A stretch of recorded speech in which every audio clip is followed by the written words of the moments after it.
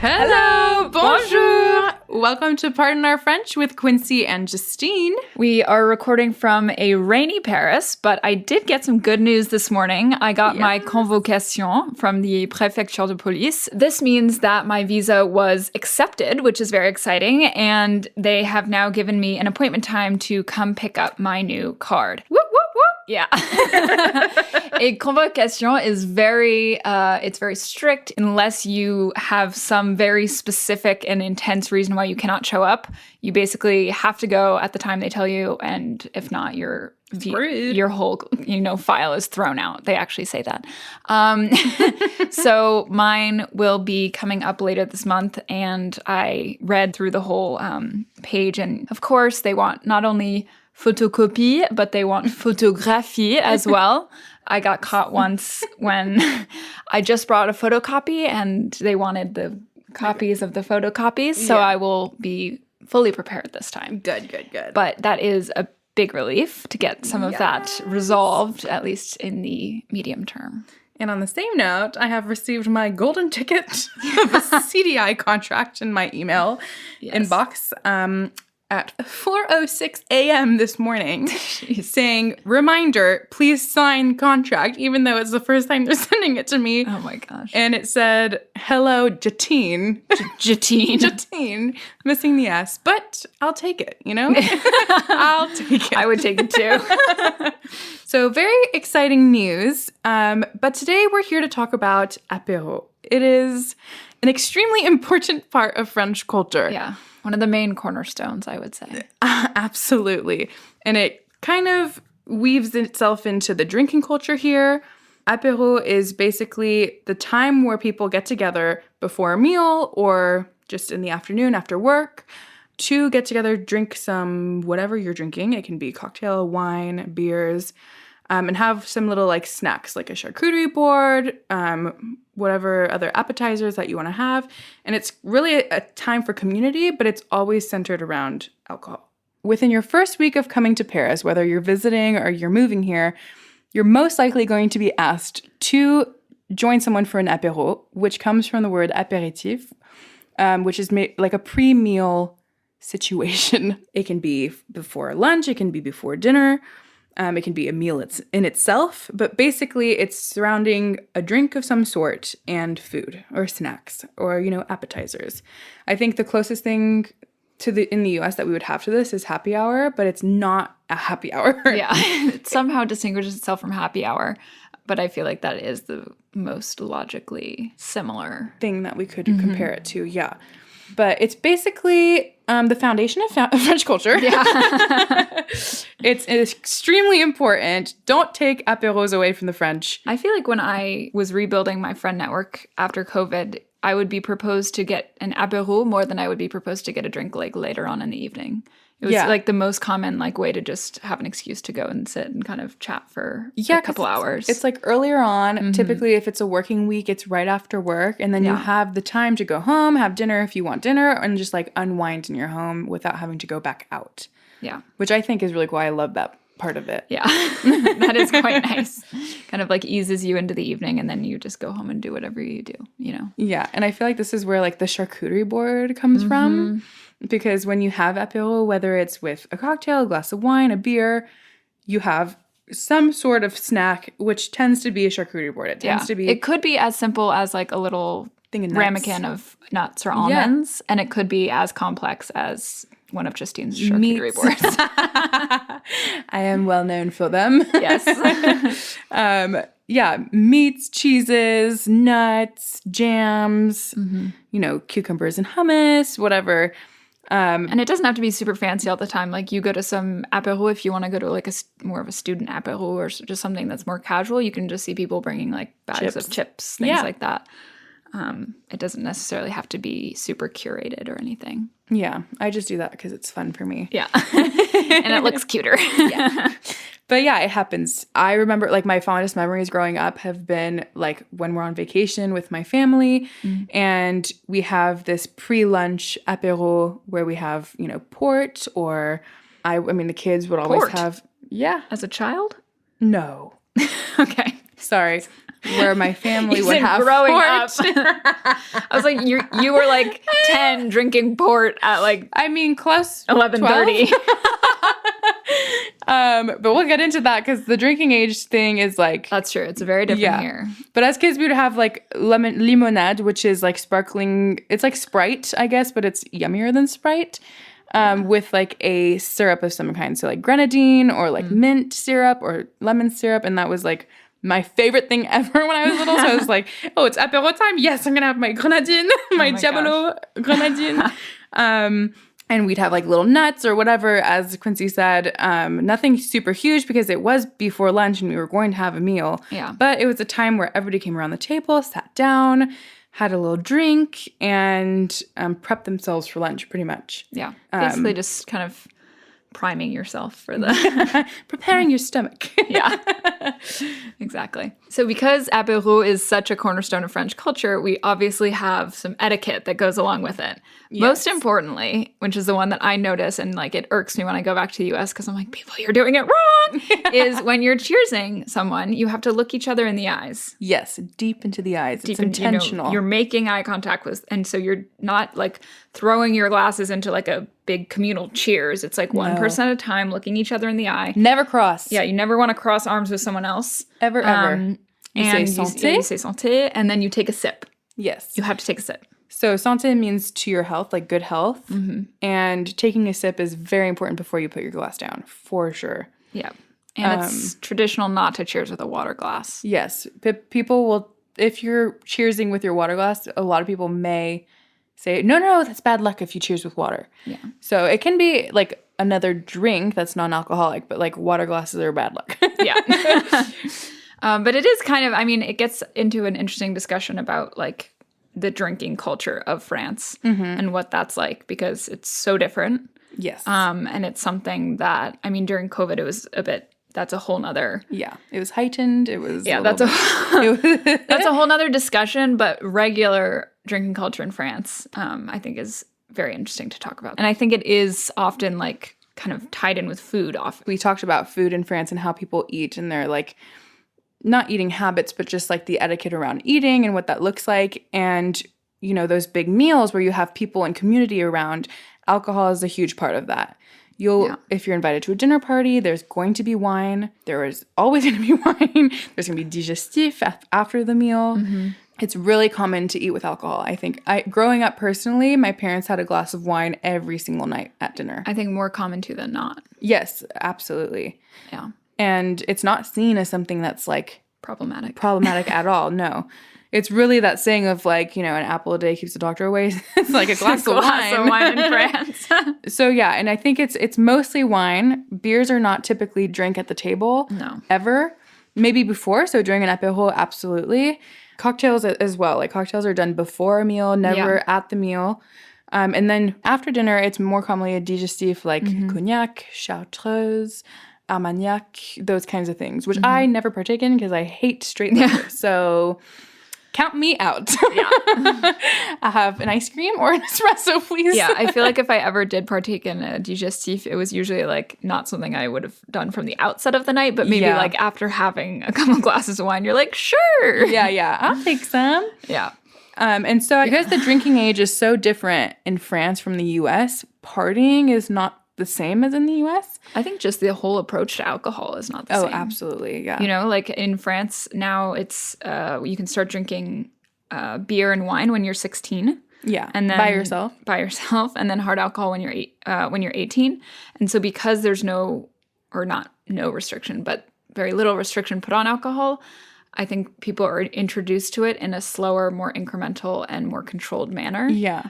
Rather than in the U.S., it's like, okay, you can't drink until you're 21, so anytime you can get your hands on alcohol as a kid, it's you some like have sneaky thing. It's like a sneaky thing, and you want to just like get as much as you can in the little time that you have. And even when you're like 13, 14, like your parents will, at least my parents, and I think other French families, let their children try their drinks. It's never like this forbidden thing that you're not allowed.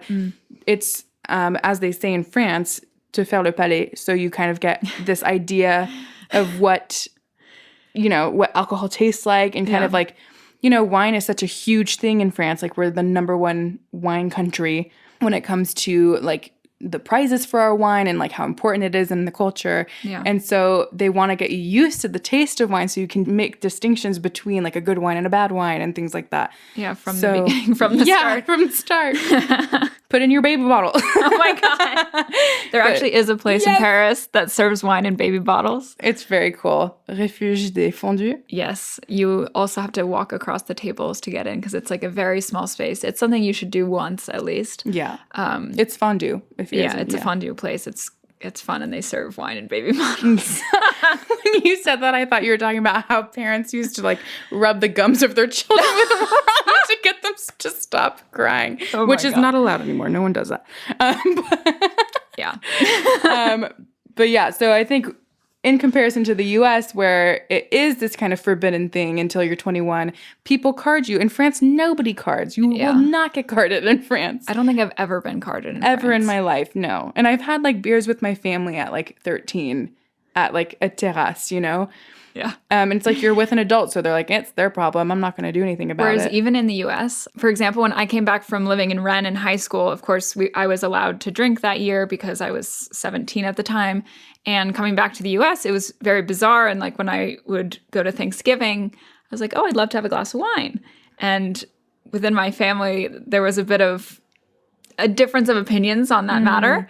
But it was really interesting. And then also in the US, even if you're out to dinner with a parent, they still ask you for your ID. I got carded until I was like 23, I think. The fact that I don't get carded anymore in the US, I feel kind of like insulted. When I like the rare time that I do now, I'm like, oh, I must look so young. If you want to get carded, go to Trader Joe's because they're required to, no matter how old you are. That was like a little confidence boost. A little insider from someone who worked there. Yeah. But yeah, it is very different. So, I mean, for me in college, there was like a lot of drinking. It was a very binge drink culture, just because people would work really hard during the week and then want some time off, some relaxation, some like detox or not detox, some the opposite of the opposite of a detox. And just like let loose and forget about your studies and the stress of school. Yeah, but I think not my case. for me, it was like Colombia is so intense that I think people had extremes, like too far extremes of during the week. There's insane stress culture and like competition about like who can be the most stressed, who can be up latest in the library, and then that switches to everyone going out and like binge drinking on the weekends. So that was sort of like what my experience was like in college.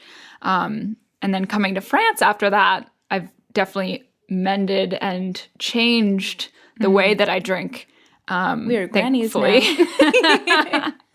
Yeah. And recently, Justine and I have both, even beyond that, beyond our initial changes to those habits, perhaps, I have really not been drinking at all. I've definitely cut my drinking. For me, it was a little bit different because I went to a Christian university, so we weren't allowed to have alcohol on campus. And a lot of people, that's not to say that people didn't drink. I mean, we didn't have fraternities, but we had sports teams that would have houses off campus, and that's where all of the parties happened. And I never partook. I did not party in college. I did like over the summer at other friends' colleges, but I've never been like the partier type. Like I definitely have partied, but it wasn't something I was interested in. And I think probably because I was raised by French parents, and like for me it was really different. I did not find that appealing. Like, I would do it every now and then. And like in France, it happens for sure. People do party. Like, I think especially because of like movies and like wanting to do it the American way, and it's portrayed in this way on But I think television. The key thing is that in the US, it's like people are drinking to get drunk. And here people are just drinking to like have socialize the social experience. And so like in the US, I have friends who like, if we're not going to like be going out, they don't want to drink anything because they don't think it's worth it. Whereas like it would be worth it to me to have a nice glass of white wine with my dinner. Yeah. Because it like complements my food. It kind of adds to the vibe. It adds to the ambiance a little bit. But others in the US might not see a value to that if it's not going to be like a whole night. But then again, I totally agree. But then I also feel like when we've gone out here, like I've gone out once past 7 a.m., but that's like a thing. Yeah. That's a thing in France. Like, the clubs close at 2 in the US, but people here will go out to like 6 or 7 a.m. Yeah. Don't even talk to me about my Barcelona days. Yeah. It's like Barcelona, Leaving Italy. the club at 8 a.m. Yeah. No, really. They party hard and late, but it's like You literally to go dance until the sun and, comes like, up. Yeah. And I have done that like once, literally. And then the other times maybe I'll go home at 3 or 4. And I rarely do that anymore. I think I've had my fair share and I'm just kind of done. Yeah. That just feels like kind of something of more of the youth.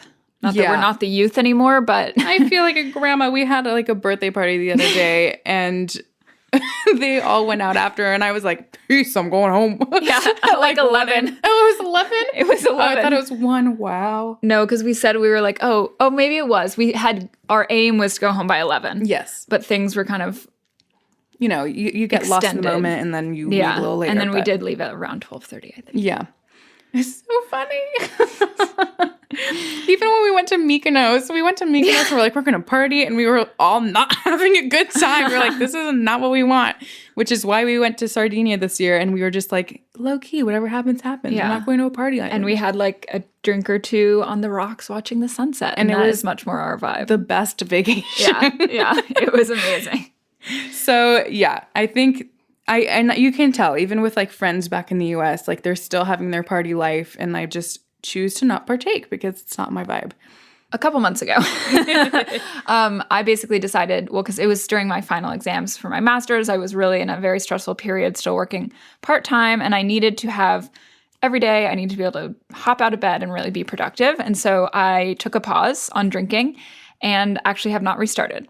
And so that has been very interesting to experience French, apéro culture without drinking. I've had people ask if I'm pregnant. Yeah. I've had a waiter come and like put their hand up to my forehead as if to mimic like, oh, are you sick? Are you okay? Like, what's going on? Why aren't you drinking? Like people have made comments and people are very confused by it, honestly. Yeah. And they want to know more. Like, why are you choosing not to drink? Yeah, exactly. Why would you not drink? Yeah. No, for real. And when I was, it was actually one of probably my first like real sober dating experiences was with this 42-year-old furniture man. And and actually at our first date, well, he was late, so that's on him. But I ordered like a virgin cocktail. Yeah.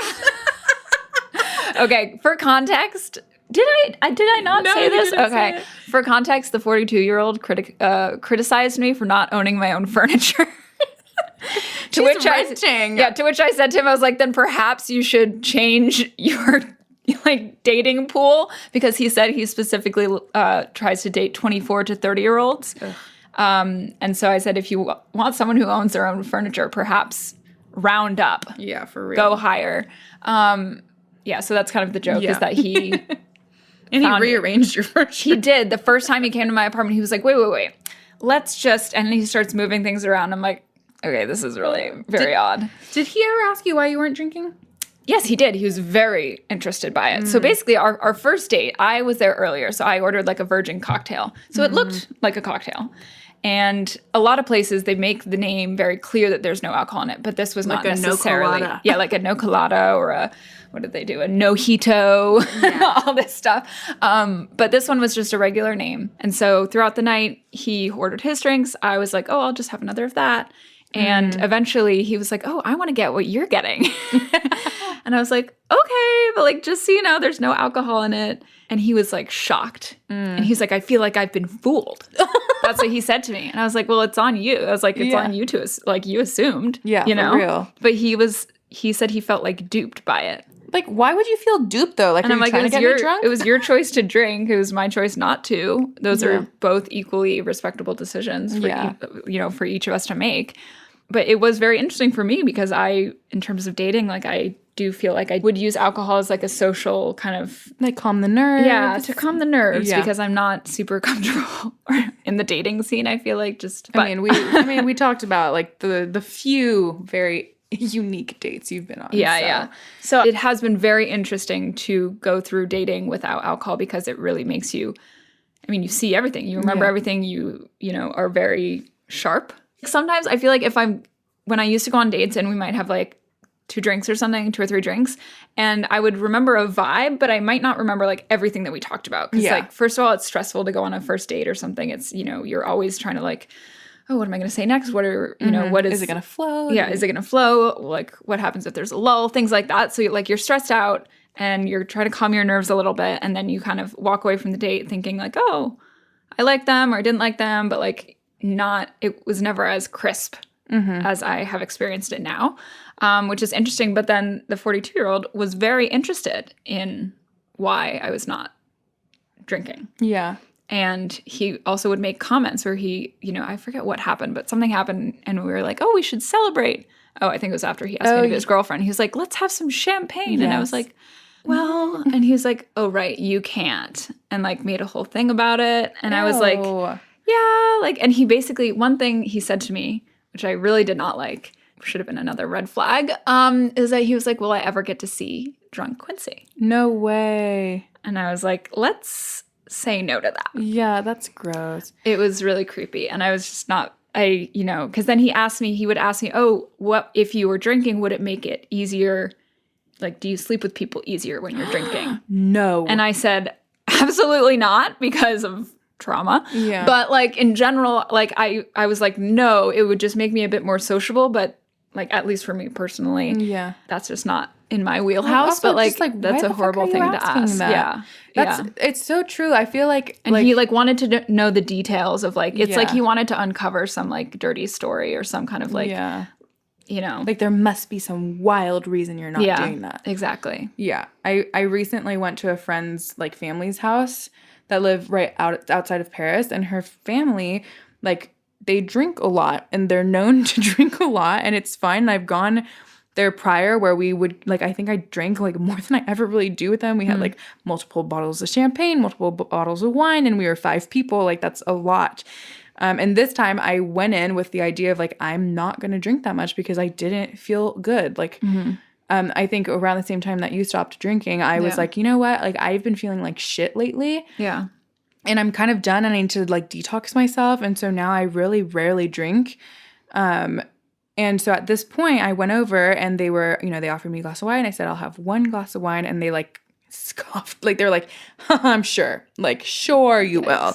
And I was like, I will. Like, what do you mean? No, but it's really interesting. It makes people really uncomfortable to have you not drinking while they are drinking. And I kept offering, like, come on, just what are you doing? Come on, you're no fun. And it's like, what do you mean I'm no fun? I'm fun. I'm funner than you. Yeah. And I don't need to be drunk. Like, no, exactly. So, it's really interesting, and it's been quite, I don't know, just eye-opening to experience all these different things, you know, dating, going out to, you know, a birthday party, having drinks one-on-one, like all these different things without alcohol. And I do feel like now we are surrounded by people who drink less. Yeah. Ourselves included, obviously. But it's just... And we're doing, like, more things also. Like, we're doing different things now. Like, we go to shows. We'll go to dinner. We'll do, like, a picnic on the quay. Like, we'll do things that aren't necessarily at a bar. Or we'll go, get mocktails. And that's, like, a whole experience in itself. Yeah. I think it's making sort of our social interactions more creative. Yes. Because it's so easy to just say, hey, let's get a drink. Yeah. And that's what everybody's go-to is here. Everyone's go-to. And so it's been really cool to start doing some different things. And I feel like it's kind of allowed, I mean, that's the sort of thing that I like to do, but I don't necessarily find a lot of time for myself to do. So if it's, you know, okay, we're not going to get a drink, we're going to go do this together, I think it's a great way to, you know, introduce yourself to doing more things. Absolutely. And I feel like at the beginning, and even now, like, sometimes it is really hard. I don't know if, like, you've experienced, like, moments of difficulty where you're like, oh, like, I'm tempted to, like, partake, even though I know that I do not want this. I feel like France, to give it some credit, has picked up on the mocktail phenomenon. It has. At every bar we go to, there's at least one mocktail option, if not three or four. Yeah. We like to go to this food market. It's the Grande Épicerie de Paris, which is right next to the Bon Marché in the 6th arrondissement. And they have a ton of non-alcoholic spirits. Yeah, they have like a whole section in the alcohol section of non-alcoholic things, like to make Apéro spritz, like we had made on our Instagram, to make or non-alcoholic champagne, non-alcoholic wine, which was not very good. Yeah, the non-alcoholic wine was a pass. Tastes like sweet vinegar. Yeah. But the non-alcoholic champagne that we had at the white party was good. It was really good. It was really good. I would buy that again. And it's not like having apple cider. It actually tastes like a replacement for champagne. Yeah. They have a bunch of mixers that are non-alcoholic, pretty colors, pretty things you can put together. One thing I really like, they're also getting into this a lot in France, but CBD. They infused, have CBD infused drinks are great because it's like, it's kind of like a little, it relaxes you a little bit. It makes you like feel like you're holding something and drinking something with everyone else. But of course, without it being like a soda. Yeah, exactly. Without it just being a seltzer. No, yeah, I'm really happy. And overall, I have like zero regrets. I feel so much better. Yeah. And I'm doing more things. I went to that life drawing class. It was super fun. And someone told this to me. I think it was my mom, actually. She said, I've never come across anyone who said that they regretted drinking less or not drinking anymore. Yeah. You never hear people say that. And I don't know if it's a trend right now on TikTok or if I just, my For You page is now catered to me in this way. But there are so many people talking about different mocktails that you can make with like health benefits. Like, adding certain things that have like vitamin C, vitamin D, like things that like are more of like a health drink without it being like, with it being like an enjoyable mocktail. Yeah. But I also think it's great, like, and we've really tried to do this, is that a mocktail, I have gone to some places where the mocktail is literally just like a cup of juice. And it's nice. It's really nice when places actually put effort into their mocktails like they put effort into their cocktails. Yes. And we've tried to do that at home with the spirits that we bought at the Grande Épicerie. But putting effort into the drink, like it is worthy of effort still, even though it doesn't have alcohol in it. Absolutely. And that makes the person who's having the cocktail also feel just as valued as the person who's, And it's like nobody's going to look at your drink and be like, oh, you're not drinking. It's like, first of all, you shouldn't even be worried about that. But also you blend in quite well to not even start those uncomfortable conversations. Yeah, exactly. And then, we're still social. So like we'll go out. We went out the other day to a birthday party and, we'll go out. But when it does hit 11 or midnight, we're kind of tired. We want to go home. We just go home. Yeah. And there's no desire to beauty stay. to that. You're not like tricking your mind into thinking you're having more fun than you are or, And that's something we've also realized. Yeah. Is like we go out. We went out once. Oh, God. And we were just like not having a good time. And it like the people we were with clearly were also not having a good time, but they were drinking as well. Yeah. And it was just the whole night. It was like either we're on the dance floor and then we don't like the music. And so then we go sit down and be like, oh my gosh, what are we doing? Should we go home? And then people would be like, no, we're not ready to go home. Let's get another drink. Yeah, let's get another drink. And I was like, I think they got like 3 more drinks. Yeah, it's like we were clearly not having a great time. Yeah. Like, what's going on? You're not talking about anything. Justine and I are like shooting daggers like at each other, just being like, how do we get out of this? We're like, do we just split an Uber and leave them? Yeah. And then the next day, it was like, that was such a fun night. And we were like, what? No, it was not. Like, we just looked at each other and we were like, okay, sure. I mean, glad you did have fun, I guess. Yeah. But it just makes you look back and think about, all these times that you've thought were a blast. Yeah. And it's like, were they a blast or were you just really drunk? Yeah. And I guess that's why people are drinking. It's like to have fun. But it's like I don't feel like I need to go out, dancing and... But the thing is, I do love to go dancing. Yes, but not at like that club anymore. You know what I mean? Definitely not. I think there are like certain places that have more like fun music to dance to that isn't like electro, like and you're just like, what am I listening to? Not a fan of house. Sorry, everyone. Yeah, that's true. I feel like we definitely just make more conscious decisions of like what we want to do when we go out. Yeah. Because it's not necessarily going to be a situation where we want the cheapest drinks, so we're going to choose a place. Yeah. But yeah, overall, I think we're really happy with our decision. And I mean, I still have an occasional drink every now and then. I really enjoy wine, so I'll have that, That is the one thing that I was so tempted by when we were... Yeah. When we were in Sardinia, we're at this outside bar with live music, looking over the town, and the girls got a glass of wine, and I was like, this would be a time when I would want to partake. I, of course, did not opt to do that, which I think is a good decision, but there are definitely moments where, and it's more in the French style, I think, of like the beauty of the like beauty of the enjoying. moment, not drinking to get drunk, but just having an experience and having that be a part of the experience. So Yeah. those are all things that we're thinking through and experiencing. Yeah. It's a great time. Yeah. So on that note, à bientôt. Au revoir.